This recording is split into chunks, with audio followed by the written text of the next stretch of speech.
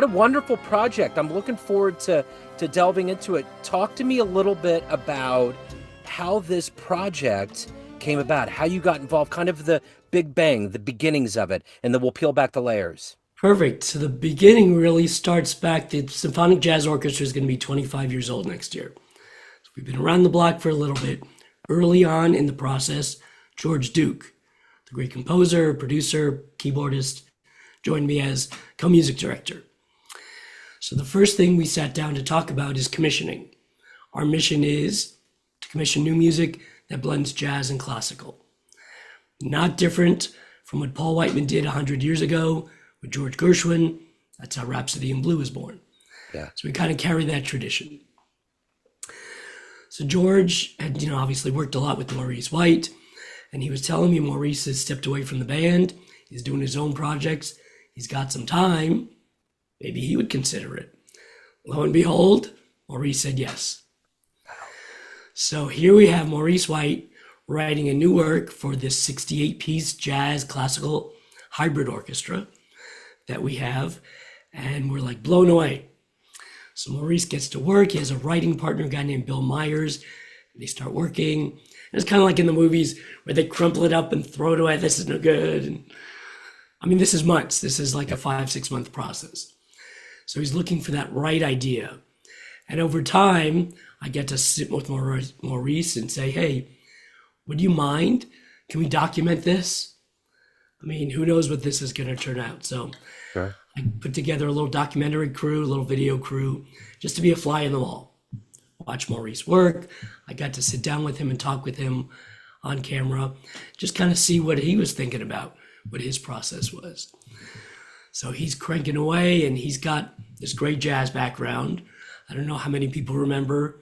He was the drummer for Ramsey Lewis, the trio for 3 years. Started out at Chess Records as a session drummer for a bunch of years before going off on his own. So great jazz chops, loves all that stuff. So he's trying to figure out how to integrate all the things that he is, the multifaceted. So as he's writing, he's starting to spin off these other ideas. I've never really had female vocalists sing my Earth, Wind, and Fire song. Wouldn't it be cool to do new arrangements and feature some female voices? And it's like, sure. And you have this really cool orchestra. I love how you blend these different styles. Maybe we should do some new arrangements orchestrally. And he's curating the songs. Oh, you should do this, like this. And so this project keeps growing and growing and growing. The sad part is, as it grows, budgets grow, funding that we were pursuing never materialized, so it got put on the shelf. We thought it was lost. Maurice passed away in 2016. I reached back out to Bill Myers, his writing partner. Bill, would you still have any of those tracks and those charts? And Bill's like, man, that was like 4 moves ago, and the technology is 800 years later. But he looked, couldn't find anything. So I was like, all right, that's it. Last year, I get a call from an old buddy of mine who knew about the Maurice project. And he knew that I had done some interviews with him on camera. Would you have any of that? And now it's my turn to say, that was 5 years ago. I can check all the garages I know in the last 20 years. But lo and behold, in a hot garage was an unmarked box with the reels. So there's 5 reels of footage. We got them digitized as quickly as we could. They were actually in pretty good shape. And what we discovered on the B-roll is Maurice and Bill listening back to the piece they had written. So the score's gone, the charts are gone, the tracks are gone, but the music's there. Wow. So I was like, holy moly, after all these years, we can rebuild this. So I reached back out to Bill. I said, Bill, would you be up for this? The tracks are, you have to listen and extract everything, but would you be game? And of course he said, yeah. It took him like 4 months to pull everything out and do all that stuff. So we have a lost treasure of an orchestral work commissioned by Maurice White that's a little bit late to be premiered, but we will be premiering that May 9th and 10th in concert. Wow. What did you learn through that process? I mean, when you get entrenched in an artistic endeavor, there's this idea. You want to honor whose work, his work. You want to honor the collective. It's such a wonderful project, but in that journey, you learn inextricably. You have revelations. What have you learned in this process? Great question. So I think, the bottom line is make sure the funding is up front. Yeah. Yes. That's probably the key ingredient after all of that. Yeah. Yeah, I mean, there was obviously a lot of interest and promises. Oh, yeah, we can get you this, and we're going to record it, and this is DVDs and all that stuff. So maybe get that up front as Yeah. opposed to promises. Yeah. But the beauty is for me to be able to sit with Maurice and just kind of dig in and get inside. Because listen, he's got one of the greatest bands on the universe. But as a person, he's very reserved, very thoughtful, very interesting to speak with, great sense of humor. So you see how he puts all these pieces together, which you may not think about when you see, the great concerts and some of the big productions. There's some footage actually out there. I think April actually can help you with this. Yeah. But we have some audio clips of Maurice talking about writing the piece. Yeah. It's like, how do I start? And do I just go full guns a-blazing? Or is it a slow, more thoughtful, which of course is what he went for. Yeah. And yeah, so it's called Passages. And again, it's this 10, 11-minute piece that just sweeps out, goes through all these different moods and genres. There's a jazz groove, a Latin groove, some nice cadenzas. There's an alto sax feature in the piece, drum feature. Of course, kalimba, the African thumb piano, Yeah. is going to be heard in the piece. So it really does try to capture his essence Yeah. orchestrally. So before we get into the Symphonic Jazz Orchestra, which is another story, I want to go back to the beginnings of your lineage. How did Mhm. music make sense to you? Was that always going to be your life? So I think I always blame Elton John as my first music teacher. I had Mrs. Hecker, we learned scales and piano, and it was awful. I quit. And that was the end of I was washed up at 10 years old. And then Elton John came on the radio. And he had all these great piano introductions to a song. It's like, whoa. So now I'm trying to figure out all these things. And then finally, my parents bought me a songbook. It's like, somebody wrote this down? What? And that's really where my music career started. And from then on, I was writing songs and arranging, and yeah, that was it. So where are you from? LA originally? Grew up in Miami. Okay, in Miami. Okay, excellent. So talk to me about your time with the jazz orchestra. This is kind of the backbone of this project. How did you get involved? How have you evolved in this organism? Yeah, so this is my baby. This is something I founded, like I said, almost 25 years ago, and it's a continuation of a lot of other very historical groups. So Paul Whiteman, I mentioned, did a lot of commissioning, one of which was Rhapsody in Blue. He commissioned a lot of composers. None of them quite had that pizzazz, but Duke Ellington, Freddie Groffet, a lot of great writers of the time. John Lewis, Gunther Schuller, had a group called Orchestra USA in the 60s. Same idea. Let's give composers a chance to blend jazz and classical. He called it Third Stream. Same idea. Stan Kenton, Neophonic Orchestra, same idea. An expanded jazz band, classical elements. Let's commission people like John Williams and Pete Rugolo and all these great writers. Jack Elliott came along in the late 70s, early 80s with a group called the American Jazz Philharmonic. Same idea. Let's commission. Let's give all these great opportunities to composers to create new music. I was fortunate enough to work with Jack for 15 years. When he passed away, it was too important to let it go. So it's like, you know what? Let's take whatever we can rub together and let's start up a band. So yeah, so it's our little 68-piece jazz band. And the same premise. Our mission is to commission, perform, and record new works that blend jazz and classical. So how do you keep up with a group that big? I'm always amazed at large outfits because it's like taking a group picture. There's always going to be somebody blinking. There's always going to be maybe one guy coughing or sneezing. Like, how do you keep all of those music notes in rhythm? So the beauty of LA is we have one of the greatest talent pools on the planet. Yeah. So musically speaking, the Symphonic Jazz Orchestra is really the top studio players in town. So it's a 68-piece ensemble. The reality is there's about 100 musicians that go in and out of the ensemble, depending on their schedules. So it's this talent pool that is unlike anything else, where they can read any groove, any style, and get it. We rehearse very little. They get the music ahead of time, they figure it out, and we do it. And we've got to work with all these great musicians over the years as soloists, Dave Grusin, Marcus Roberts, Lee Ritenour, Christian McBride, and it's just a blast.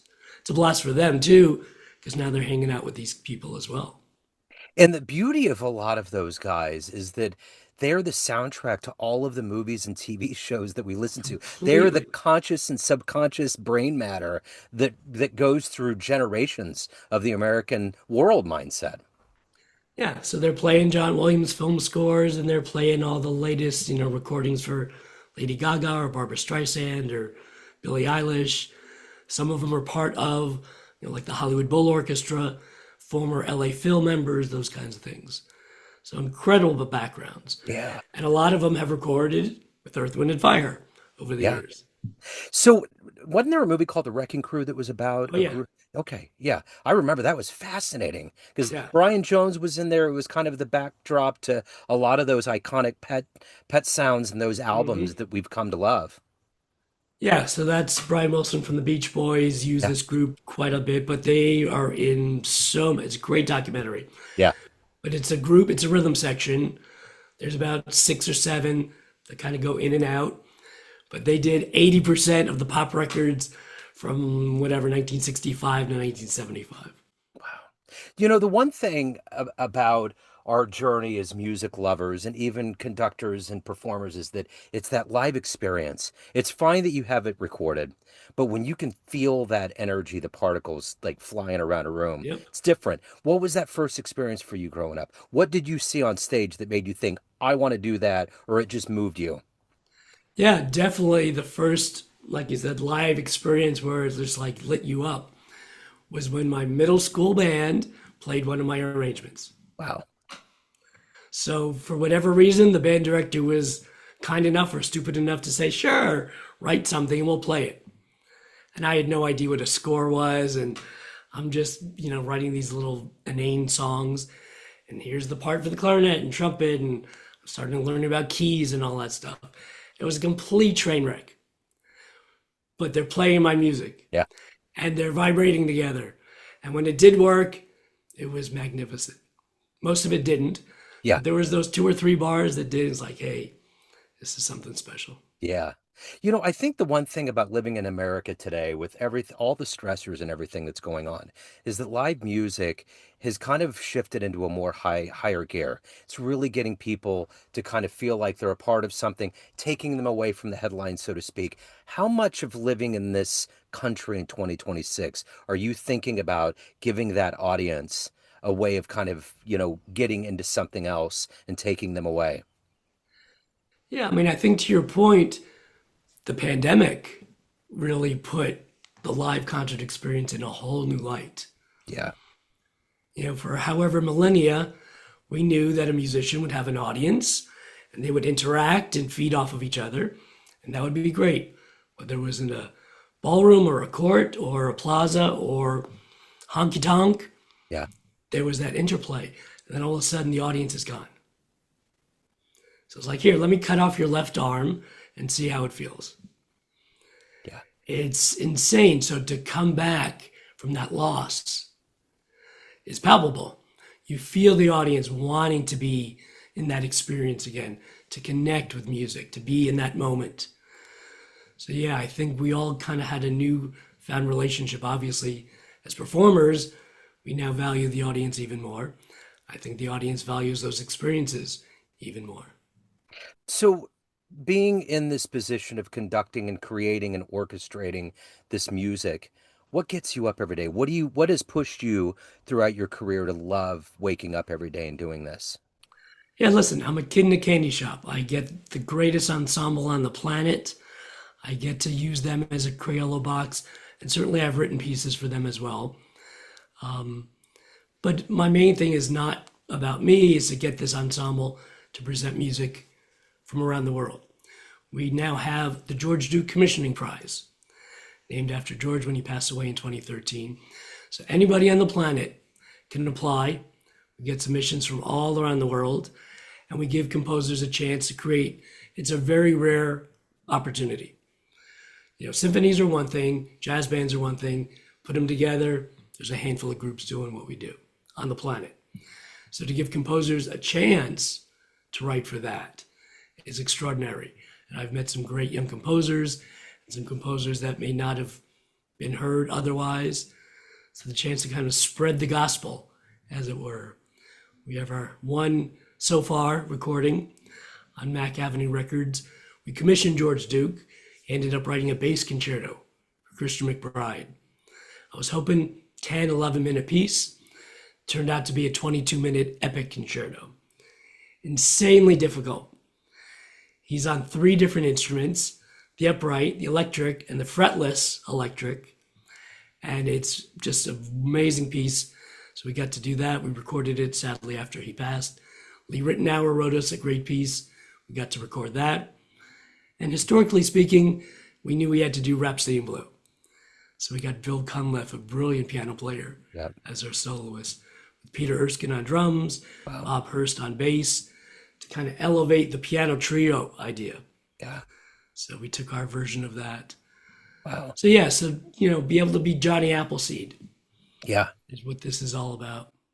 So you've mentioned figures like Stan Kenton and George Gershwin, and there's so many others that blended these two worlds of classical and jazz. And you hear so much. I remember reading the biography of Charlie Parker, like a part of him when that cymbal was thrown was that he had to get to the roots and the etymology of this American art form. And it's classical music. You know, jazz is the free part, but there are there's tenets, and it happens all the time between these two genres. So my question to you is this: if you could hop into a time machine and go back in time and see one orchestration of the perfect melding of both of those worlds, what stage, what performance, where are you going? Oh, totally. Freddie Groffet, because he was the orchestrator for Paul Whiteman's band. He did the heavy lifting for Rhapsody in Blue. Yeah. Rhapsody in Blue was written in about 3 weeks. Gershwin was going back and forth between New York and Boston, had a big Broadway show. On the train, he's just sketching it out. So he's writing his part in just kind of a sketch for the band. Groffet ended up doing the lifting, taking his sketches and orchestrating it. So what you've seen, I got a chance to see the original scores. I got a chance to know Kurt Dieterle, who was the concertmaster for Paul Whiteman's band before he passed away. So to hear those stories and to see how it all came together, Groffet ended up writing it in 10 days. Yeah. Because they had a deadline. Here's the concert. You got to meet the deadlines. Yeah. So to watch him and to see how that was all pulled together would have been phenomenal. Yeah. You know, you mentioned George Duke. You've mentioned even in the beginning with Elton John. There's all these figures that you've mentioned along the way in your musical journey. Ultimately, what have you learned from these legends and luminaries throughout your walk and your career that you in turn give to the younger players, the younger cats that are on stage with you? Yeah, I mean, I think the journey is, pretty much the same no matter who you are or where you get to. Some of us get to certain levels, some of us don't, but the journey doesn't change. I always say there's a disease that you get as a young person. Right now, there's still no cure for it. So I will continue doing what I do. But, some people call it that light bulb moment. Ernie Watts has a great description. He says, it changes your DNA. The first time you hear Charlie Parker or John Coltrane, there's just something inside that just changes you and say, this is what you got to do. Yeah. So all of us are on pretty much that same journey. Yeah. Like you, I've got to interview a lot of great musicians over the years. I've got a radio show I get to do on K-Jazz. And I'd say the vast majority are telling that same story. Yeah. So they fall in love, they get hit by lightning, their DNA changes, however you want to describe it. That's what they got to do. So they do their thing, whether they land a great record deal, whether they end up being, a hit on some recording or not, they're doing what they had meant to do. So that's it. You just got to support that journey. There's no end goal. There's no there. You just got to do your thing. So whatever that means, go for it. Yeah.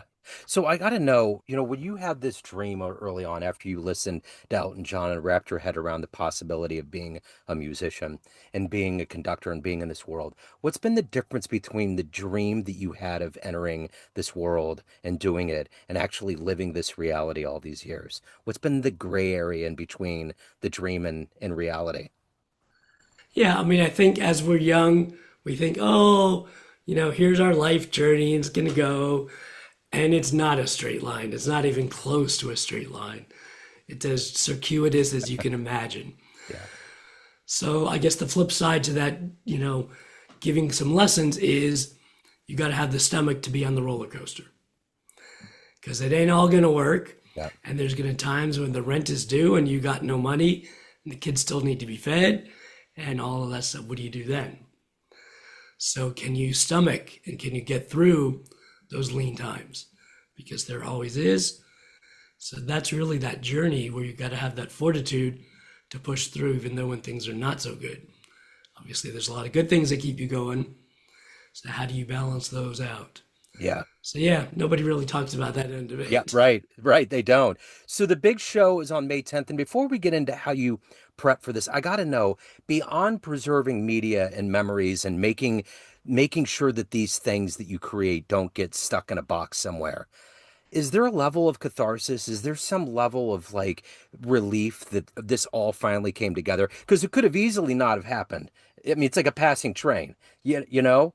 Is there Totally. some level of you seeing this day come up where you're going to actually present it, where it's like, wow, this is crazy? Yeah, no, definitely a pinch me moment because we tried over the years. Obviously, the first go around didn't work out. It's like, oh man, that's too bad. But it was still in the back of my mind. How can we do this? Sadly, Maurice got ill, passed away. All right, we should honor him now. Let's just figure out how we can do it, steal the money if we have to. Let's get this piece premiere. Yeah. That didn't work out. And then again, this amazing gift where somebody said, hey, do you have that footage? And we found it, and there was that piece. So yeah, so it's It's a nice amazing. journey to be on. Yes, absolutely. So how you prepping? May 10th? What are you doing to get ready for this? This is a big deal. Yeah, so two nights of concerts, May 9th, May 10th, Yeah. Carpenter Performing Arts Center in Long Beach. Should I do the plug now? Please. Yeah. Let's start getting into the marrow. sjomusic.org. That's Symphonic Jazz Orchestra. So sjomusic.org has all the details. But 2 nights of music. So similar when we had first talked to Maurice about these other elements, we were able to fold that in as well to the concert. So the main thing is the premiere of his orchestral piece, Passages. But we've brought in a bunch of amazing arrangers, John Clayton, Vince Mendoza, Marshall Gilkes, to do new interpretations like Maurice wanted. Here's his list. He curated everything down to the T. So we were able to finally realize that. He wanted a female vocalist to sing these songs. We got the award-winning Shantae Moore, great R&B and jazz vocalist, to sing a bunch of those songs. So it's kind of this multifaceted look at Maurice, orchestrally, instrumentally, vocally. So it's a lot of fun. So we've been working on these arrangements for months and months. Obviously, Bill Myers has rebuilt this piece, which took him quite a bit of time. Very painstaking work. I just salute him and his work there. So yeah, so it's all coming together. Music's ready to go. And yeah, Wonderful. ready to finally, after 23 years, premiere this long lost commission. So with this proverbial fork in the road before the shows and this long road that you've been on, I want to know this. Everyone has a perception of you. Family, friends, fans, colleagues, but you run the show. What's your perception of you? Who do you think you are? Wow, we're going there, huh? The therapeutic part of the interview. I think I'm still that high school kid doing all those crazy musical things. Everything I did in high school, I'm still doing. Yeah. Composing, arranging, conducting, theater stuff, film stuff, radio stuff. I'm very fortunate where I get to still play and do the things I loved to do when I was little. So yeah, so I think I'm a pretty darn lucky guy. Yeah, for sure. So let's one more plug for the shows, for your radio show, anything else going on. Let's put it out there. Yeah, so for your listeners, I do a weekly radio show on KJazz. So that's 88.1 FM if you're in the Los Angeles area. jazzandblues.org, that's how you can stream it. Monday nights, 9 p.m., I get to do my show, Beyond Symphonic Jazz. So I get to interview Wayne Shorter and Pat Metheny and Linda Ronstadt and Billy Cobham and talk about their stories and how they intersected with symphonic jazz. So we talk and play, so it's a lot of fun. So that's on the radio every week. And then the concert, of course, sjomusic.org. Run out and get your tickets.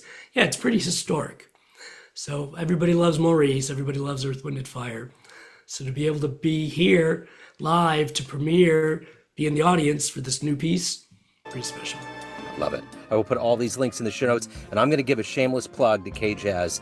Being a guy in Kansas City, it's on my Google speaker downstairs all the time. I absolutely love everything that you guys do there. It's one of the best stations on the planet. So I totally stand behind it. I love it. Appreciate that. Yes, absolutely. Hey, man, this has been great. Thank you so much. Thank you for taking a minute out today. Best of luck on the show, the radio show and the shows. I thank you for taking a minute out today. And congrats to you. It's what, like 15 years? 15 years, yeah. It's no easy feat. It's fun, man. It's just, it's like you said, I feel like I'm back as a kid and you're just tinkering around and going through music and people love it and that's it. It's wonderful. It's a good way to go. Good to meet you, man. Thank you so much. Pleasure. I appreciate Congrats to you. Thank you, man. Take care. All right.